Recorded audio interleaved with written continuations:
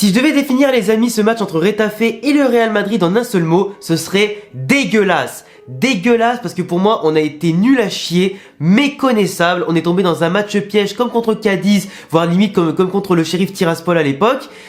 Aujourd'hui, on est tombé contre une équipe de Retafe qui avait un schéma tactique en 5-3-2, qui du coup jouait crânement sa chance derrière, qui voulait jouer les contres dès le début, qui nous a mis un but sur une erreur mais monumentale de Militao, sur un mauvais contrôle et une mauvaise conservation du ballon qui normalement ne devrait pas exister quand t'es un joueur du Real Madrid.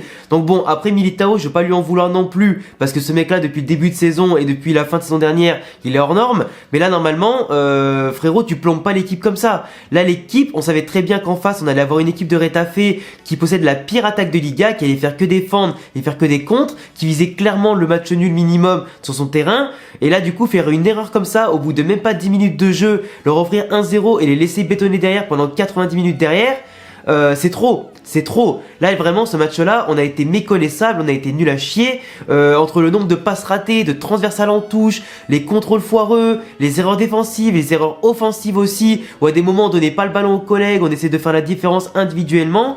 Le fait aussi que tous les joueurs ont été mauvais, à part peut-être Modric, pour moi, c'est grave. C'est grave. Nos ailiers ont servi à rien, Asensio, Rodrigo ont servi à rien, Eden Hazard quand il est rentré, il a provoqué quelques coups francs intéressants, mais tous les coups francs et coups de pied arrêtés qu'on a eu ont servi à rien aussi. Donc on a beau des fois avoir des tireurs intéressants comme Kroos, comme Modric sur les coups de pied arrêtés, corner comme coups francs, mais au final on s'en sert pas. On s'en sert pas, on n'a pas de présence dans la surface, on n'a pas de présence sur les coups de pied arrêtés, il y a personne qui monte plus haut que les autres pour dévier les ballons de la tête, pour créer en tout cas des déviations ou tirer derrière. Donc au final, tous les centres qu'on a fait qui étaient imprécis, tous les coups francs tirés, les corners tirés, qui étaient imprécis, qui étaient renvoyés par la défense adverse, qui étaient même pas touchés par un madrilène, au final on n'était pas dangereux. On n'était pas dangereux.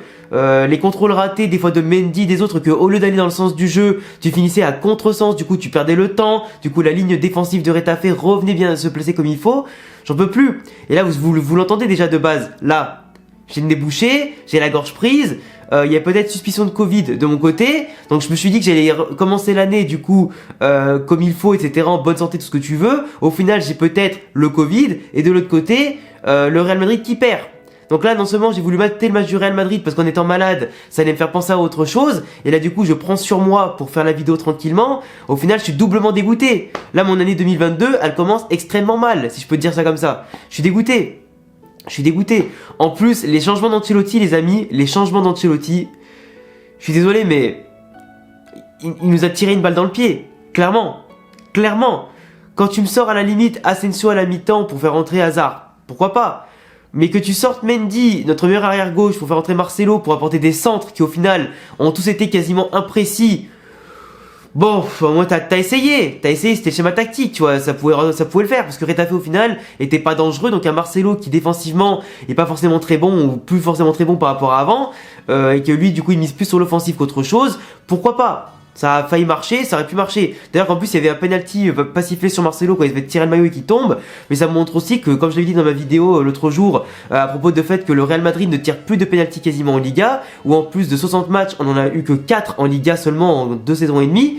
Ça montre bien aujourd'hui que notre équipe n'a plus de percussion, n'a pas de présence dans la surface, et surtout n'a pas le vice de se jeter et d'accentuer ses fautes. On n'a pas de simulateur ou simuleur, je sais pas comment on dit, mais on n'a pas de joueurs comme ça qui ont le vice pour se jeter comme il faut. Pas comme d'autres équipes où notamment tu vois en première ligue, Manchester City l'autre jour qui a eu contre Arsenal un penalty avec Bernardo Silva qui était abusé. Ou des fois le Barça en Liga qui a des penalties, on sait pas comment, ou d'autres équipes comme ça en Europe. Ou des fois comme Neymar quand il se jette avec le PSG, bah tu vois, nous on n'a pas de mecs qui ont le vice et qui ont le don de simuler en fait. Donc du coup les penalties on en a pas, et dans les matchs comme ça où l'équipe adverse est repliée dans ses 20-25 derniers mètres, bah des fois ça nous aiderait bien d'avoir des simulateurs. Après je crois que les amis, le pire des changements, ça a quand même été le fait qu'il fasse rentrer Mariano en tant qu'ailier ou en tant qu'attaquant de pointe ou je sais pas quoi. Après c'est Benzema qui a dézonné un petit peu, mais il a pas fait rentrer Peter tout de suite. Là, tu vois qu'aujourd'hui, on manque de vitesse, on manque de percussion, et il me fait rentrer Mariano. Fais rentrer Peter tout de suite, arrête de lui donner que 5 minutes au gosse. Le gars, il a une technique, il a une vitesse, il a tout ce qu'il faut pour, pourquoi pas, créer les décalages, d'apporter de la verticalité en l'absence d'un Vinicius, et il te fait rentrer Mariano. Après, Isco aussi, dans les 5 dernières minutes, qui n'a fait que rater ses transversales et ses passes et ses contrôles. À un moment donné, frère, c'est trop. Les choses d'Ancelotti, je veux dire aujourd'hui, j'ai pas compris. Donc en parlant de Retafe et ses fautes, Retafe a commis plus de 25 fautes dans le match pour 2 cartons jaunes. Nous, on en a commis 7 ou 8, 2 cartons jaunes aussi. dont une de Rodrigo au bout de même pas 20 minutes de jeu. On avait fait même pas 3 fautes sur le terrain. Retafe, ils ont dû attendre, je crois, l'heure de jeu limite pour avoir un carton jaune. C'est pas normal. Les mecs, ils ont fait des attentats, des grosses fautes, tirage de maillot, tout ce que tu veux, faute d'anti-jeu. Pas un jaune quasiment. Tu vois, il y a un truc qui va pas. Il y a un truc qui va pas dans la Liga, dans le fonctionnement des arbitres, dans aussi le fait de cumuler les fautes mais de pas être sanctionné à longueur de temps. C'est casse-couille. Après, à la fin du temps réglementaire, ils ont rajouté 7 minutes d'arrêt de jeu à cause des changements, des petites fautes vislardes, etc.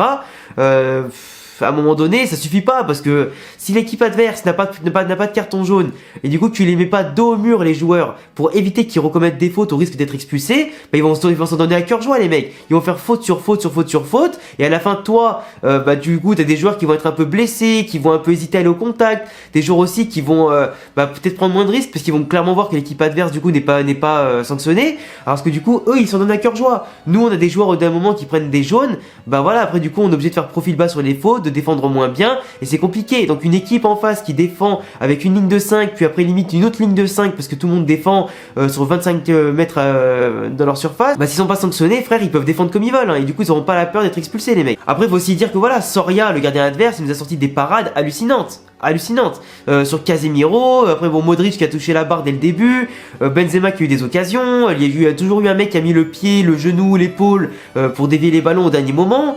À un moment donné stop. Là c'est ce genre de gardien de match qui était un traquenard pas possible où les mecs t'avais beau tenter tout ce que tu voulais de près comme de loin, ça rentre pas. Et ça c'est le genre de match tu vois quand tu prends un but sur une erreur dès le début, que l'équipe adverse ne fait que défendre et que toi t'es pas efficace et que t'as une créativité à chier, que tu rates toutes tes passes, tes contrôles et tout le bordel, bah tu sentais clairement le match piège pour commencer ton année. Et je vous avais dit dans l'avant-match que normalement ça allait être un match plutôt facile contre une équipe qui a la pire attaque de Liga, qui a une des pires défenses aussi, mais pour moi on pouvait pas prévoir la boulette de Militao, mais de l'autre côté, Retafe, mine de rien, a fait ce qu'il voulait faire. Il voulait le match nul ou au moins ou peut-être la victoire sur un hold-up et ils l'ont eu. Parce qu'après en soi, pendant 90 minutes, c'est nous qui avons créé le jeu, on a eu beaucoup plus d'occasions qu'eux. Eux, ils ont juste eu des contres à des moments, ils ont peut-être pu profiter à un autre moment, ils auraient pu profiter d'une autre erreur qu'il y a eu entre Alaba et Courtois. Mais sinon, globalement, ça n'a pas été fou de leur côté, quoi. Retafe a quasiment rien foutu du match. Après, individuellement, notre équipe, je vais pas m'attarder à parler de tous les joueurs globalement, mais vraiment, il n'y a eu aucune bonne surprise, il n'y a eu que des mauvaises surprises à mon sens. Tout le monde est passé au travers, sauf Luka Modric qui essaie de créer, proposer, de tirer, etc., de proposer des bons décalages et de super passes. Malheureusement, personne n'en a profité des efforts de Modric et de Toni Kroos à des moments. Mais voilà, pour moi aujourd'hui, c'est une catastrophe.